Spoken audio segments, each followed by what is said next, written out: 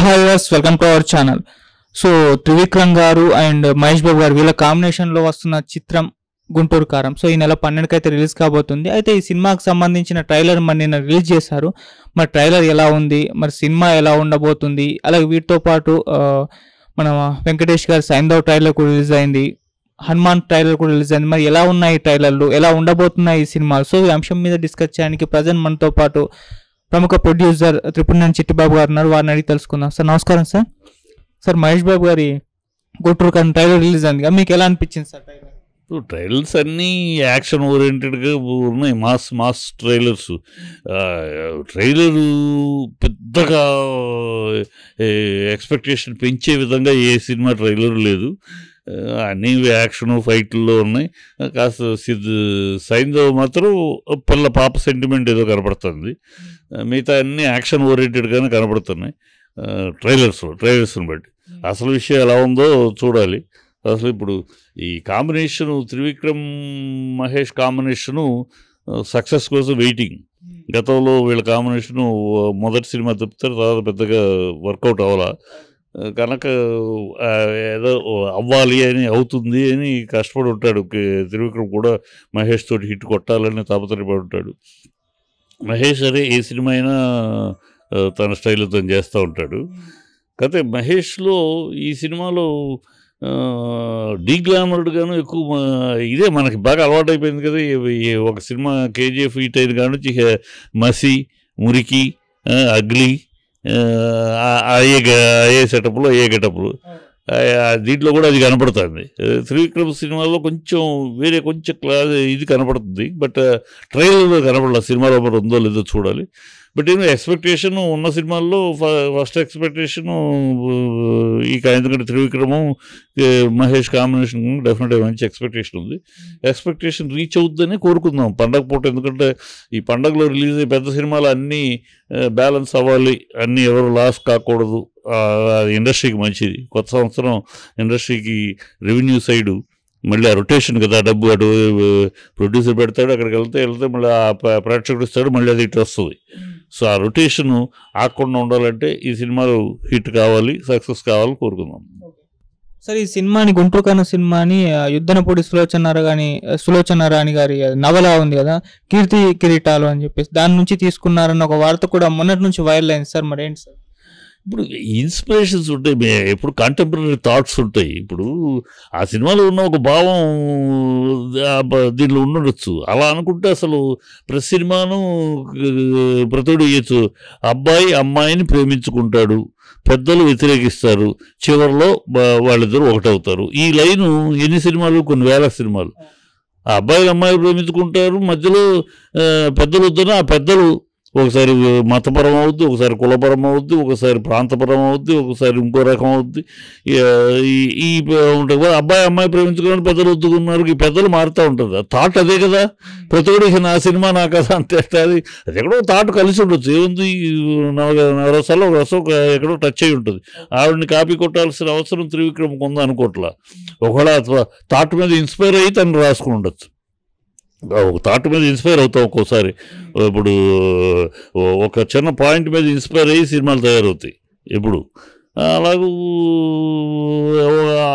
ఆయన చదివి ఉండొచ్చు, నవలు చదివేవాడు కనుక చదివి ఉండొచ్చు. దాంట్లో పాయింట్ ఏదో నచ్చి ఉండొచ్చు, దాని మీద తను దాంట్లో డెవలప్ చేసుకోవచ్చు. అంతేకాని అది కాపీ కొట్టాడంటే కరెక్ట్ కాదు.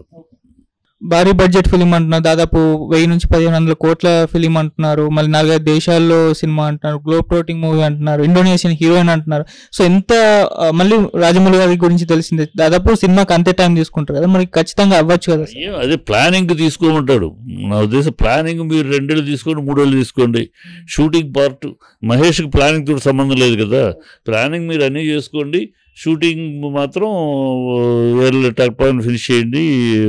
1 year మ్యాక్సిమం షూటింగ్ పార్ట్. ఇప్పుడు షూటింగ్ ఎన్ని రోజులు చేసినా 150 రోజులు, మ్యాక్సిమం 200 రోజులు అంతే కదా. అంతకు మించి 500 రోజులు షూటింగ్ చేయలేదు కదా.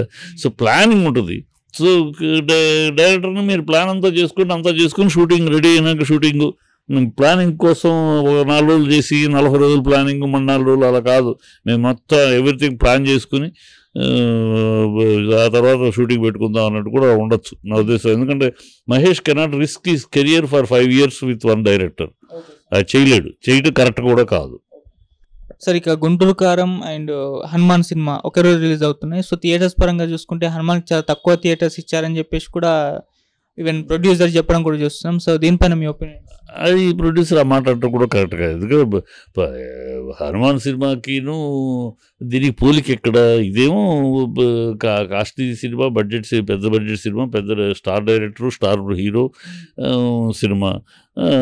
అదేమో సక్సెస్ఫుల్ డైరెక్టరు, సక్సెస్ఫుల్ హీరో, అంతే. దాంట్లో స్టార్ హీరో కాదు కదా ఆ పిల్లాడు. నేను మొన్న సినిమా లాస్ట్ సినిమా నేను చేశాను, జాంబిరెడ్డి సినిమా నేను చేశాను కదా. డైరెక్టర్ మంచి డైరెక్టర్, డెఫినెట్గా సక్సెస్ఫుల్ డైరెక్టర్, ఇంకా స్టార్ డైరెక్టర్ కాలా. అది మనం నిజంగా మాట్లాడుకోవాలి కదా. త్రివిక్రమ్ స్థాయికిను అతని స్థాయికి తేడా ఉంది కదా. ఇతను స్టార్ డైరెక్టర్, అతనేమో సక్సెస్ఫుల్ డైరెక్టర్. అలాగే హీరో స్టార్ హీరో, మామూలు హీరో. సో ఎట్లా కంపారిజన్గా దాంతో పోటీగా ఎట్లా ఇస్తారు? కరెక్ట్ కాదు అది. అది దానికి ఏదో ఎగబడే జనాలు, దీనికి వచ్చి ఎగబడే జనాలు తేడా ఉంటుంది. దానికి 1000 మంది ఎగబడితే దీనికి 100 మంది ఎగబడతారు, అంతే కదా. ఆ కంపారిజన్ ఉంటుంది కదా. సో అక్కడ నెంబర్ ఆఫ్ థియేటర్స్ అక్కడ ఖచ్చితంగా ఆ సినిమాకి ఇవ్వాలి, తగినని ఇవ్వాలి. అదే దిల్ రాజు ఇప్పుడు సలహా కూడా ఇచ్చారు, ఒక వారం దాటి వేసుకో, 26 వేసుకోవచ్చు. ఆ సినిమాకి 26 వేసినా 24 తేడా ఏముంది? 26 వేసిన మంచి సినిమా డెఫినెట్గా సక్సెస్ అవుద్ది. కానీ వాళ్ళు లేదు అప్పుడు వేసుకోవాలన్నాడు కూడా ఓకే. అప్పుడు మనం ఉన్న థియేటర్లుగా ఇచ్చుకోవాలి. థియేటర్లు సడన్గా ఇప్పుడు కట్టలేరు కదా కొత్త థియేటర్లు. మధ్యలో వెంకటేష్ సినిమా ఉంది, నాగార్జున సినిమా ఉంది. వెంకటేష్ సినిమా మరి వాళ్ళకే థియేటర్లు ఉన్నాయి, సురేష్ బాబుకి థియేటర్లు ఉన్నాయి. మరి వెంకటేష్ సినిమాకి కారం కన్నా గుంటూరు కారం కన్నా ఎక్కువ థియేటర్లు ఇవ్వచ్చుగా. వెంకటేష్ కామ్గా ఉన్నాడు, తనకు వచ్చి థియేటర్లో చేసుకుంటున్నాడు. మార్కెట్ని బట్టి, బిజినెస్ని బట్టి, పిక్చర్స్ స్టేచర్ని బట్టి థియేటర్లు ఉంటాయి.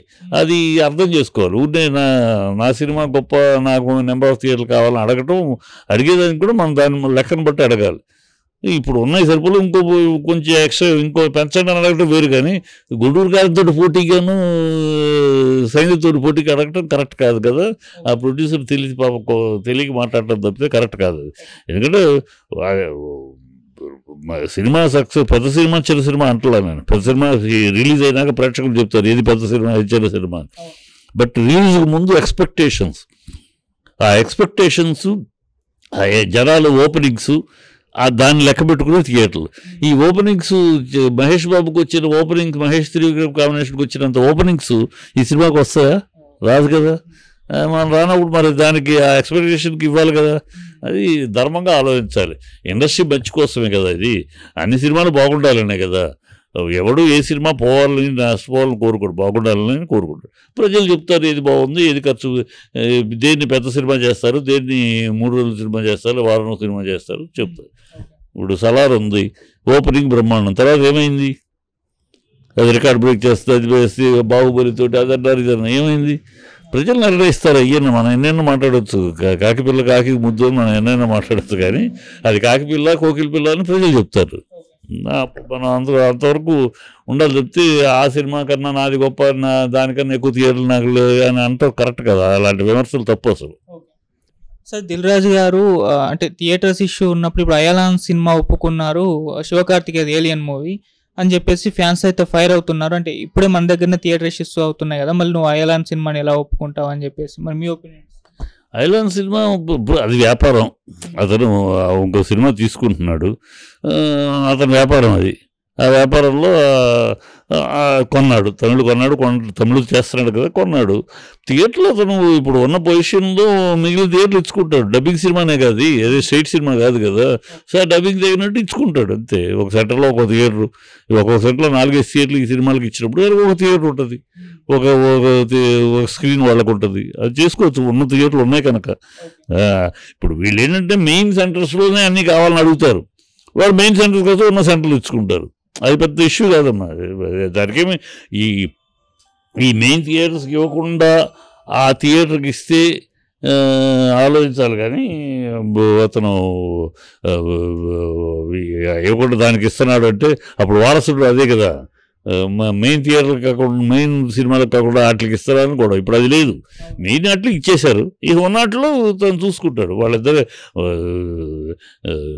సురేష్ బాబు, దిల్ రాజు, వీళ్ళదేగా థియేటర్లు దాదాపు అరవింద్ గారు, వాళ్ళు పంచుకుంటారు, ఏముంది. సార్, విజయ్ సేతుపతి గారు రీసెంట్గా ఒక ఇంటర్వ్యూలో అంటే తన సినిమా సూపర్ డిలాక్స్ని ఆస్కార్ పంపకపోవడం పైన కాస్త బాధపడ్డాను. సో దీని వెనుక చాలా రాజకీయం నడిచింది. ఈ సినిమాని పంపలేదు, గల్లీ బాయ్ సినిమాని పంపారు. సో ఇటువంటి రాజకీయాలు నడుస్తున్నాయని చెప్పేసి మాట్లాడడం చూస్తాం. దీన్ని ఏ విధంగా చూడొచ్చు అంటే? అది కరెక్ట్ కాదు. సెలెక్ట్ చేయలేదంటే ఏ కారణం చేత సెలెక్ట్ చేయలేదు, ఆ గల్లీ బాయ్ ఏ కారణాల చేత, కానీ గైడ్ లైన్స్ ఉంటాయి. మన సినిమా మనం చేసేసాము ఇప్పుడు రాలేదనగానే మనం విమర్శిస్తే, ఇప్పుడు నా సినిమా గెలుపు సినిమాకి అవార్డుకు పంపించాం, అన్నీ చూశారు, ఫైనల్ లిస్ట్ వరకు షార్ట్ లిస్ట్ వరకు వచ్చింది, ఫైనల్లో నాకు రాలేదు, నేను బాధపడ్డాను. కానీ ఏంటని విషయం తెలుసుకున్నాను. విషయం ఏంటి తెలుసుకుంటే, నేను క్లైమాక్స్లో చేసిన ఒక ప్రక్రియ, తండ్రిని పెళ్లిపేటల నుంచి గెటౌట్ అని చెప్పి గెటప్ అవమానించడం కూతురు, ఆ తండ్రి కూతురు బంధాన్ని కించపరిచినట్టు వస్తుంది. ఆ పాయింట్ మీద మెంబర్స్ కొంతమంది అంగీకరించలేదు. ఓకే, నేను అది వెరైటీ పాయింట్ అనుకుని, ఛాలెంజింగ్ పాయింట్ అని birth right of a child కింద చేశాను. ఆ స్కీమ్ దానికి అట్లాగే వెళ్ళాలి. దాన్ని నేను అలా గొప్ప అనుకున్నాను, బ్రహ్మాండమైన పాయింట్ అనుకున్నాను.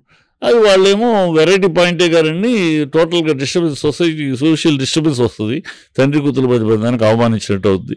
అది మెంబర్స్ కొంతమంది ఫీల్ అయ్యారు. సో అందుకని అలా తెలుసుకోవాలి, ఎందువల్ల మనది కాదన్నారండి. మనం కాదని మనకు బ్రహ్మాండంగా ఉంటుందమ్మా. మన అన్ని ప్రతి సీటు టైటిల్ కాడ నుంచి శుభం దాకా అన్నీ మనకు గొప్పగానే ఉంటుంది మన పాయింట్ ఆఫ్ వ్యూలో. అది అక్కడికి వెళ్ళినప్పుడు ఆ టేబుల్ మీద కూర్చున్నప్పుడు ఆ గైడ్ లైన్స్ అవి మిగతాయి అన్నీ వచ్చేటప్పుడు ఆ తేడా తెలుస్తుంది. అది ఎందుకు రాలేదు, దీనికి రాజకీయాలు అంటే మరి రాజకీయాలు నీకు ఇన్ఫ్లుయెన్స్ చేయొచ్చు కదా, నువ్వు చేసుకోవచ్చు కదా, వాళ్ళు లాబింగ్ చేసుకుంటే అవన్నీ కరెక్ట్ కాదు. అది కమిటీ ఉంటారు, అంత కమిటీ అంతా అంత చేస్తున్నారు అనుకోవట్లా నేను ఈ మధ్యకాలంలో. అది ఈ గతంలో ఉండేది లాబింగ్లు, ఇప్పుడు అంత లాబింగ్ లేవు, కొంచెం డిఫరెంట్గానే పర్ఫెక్ట్గానే చూస్తున్నాం కదా. అవార్డులు వచ్చిన అవార్డులు, గతంలో అవార్డులు, నేషనల్ అవార్డులు కానీ స్టేట్ అవార్డు చూస్తున్నాం కదా, ఒక పద్ధతిలో వెళ్తుంది. మనకు రాలేదు కనుక అది ఫ్రాడు అంటే కరెక్ట్ కాదు. ఖచ్చితంగా అతనికి మంచి సినిమా చేశాడు, రావాలని ఎదురు చూశాడు, వస్తుందని మనలాంటి వాళ్ళకి కూడా మంచి సినిమా డెఫినెట్గా. ఎందుకంటే సముద్ర కానీ మంచి writer, no doubt about it. అతను మంచి ఆర్టిస్టే కాదు, మంచి రచయిత కూడా. అతను తమిళ సినిమాలు, కొన్ని కథలు, అతని సినిమాలు చూశాను నేను. అవి కూడా మంచి ఫ్యామిలీ ఓరియంటెడ్గా ఉంటాయి. కొంచెం మిడిల్ క్లాసు సమస్యలు ఉంటాయి, లోవర్ మిడిల్ క్లాసు సమస్యలు కూడా టచ్ చేసిన సినిమాలు ఉన్నాయి అతని కథలో. సో మంచి రైటర్, నో ప్రాబ్లం, మంచి సినిమా తీశాడు. అవార్డు రాకపోవడం అనే దానికి పెద్దది వస్తే సంతోషం, రాకపోతే పెద్ద దానివల్ల నష్టమేం కాదు. దాని గురించి రాజకీయాలు ఉన్నాయి అవన్నీ అనవసరపు కాంట్రవర్సీ మాటలు కరెక్ట్ కాదు.